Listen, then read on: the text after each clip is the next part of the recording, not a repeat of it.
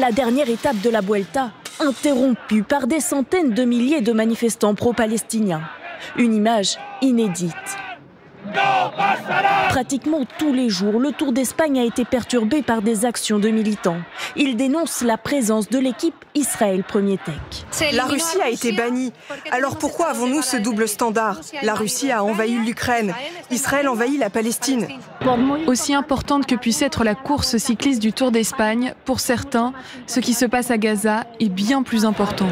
Plus de 24 heures après la fin de la course, le Premier ministre espagnol redit son admiration pour l'engagement de ses citoyens et demande plus de sanctions à l'encontre d'Israël.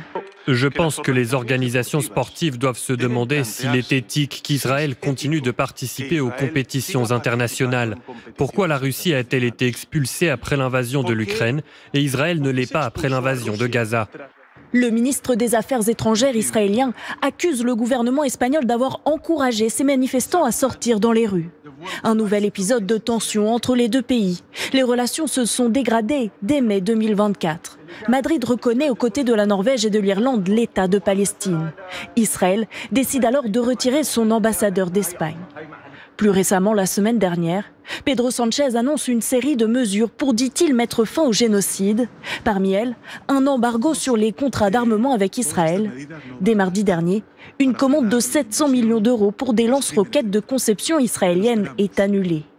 À la suite de ces annonces, Madrid décide également de rappeler son ambassadrice en Israël. Une semaine de crise qui se termine par cette déclaration ce matin du ministre de la Culture.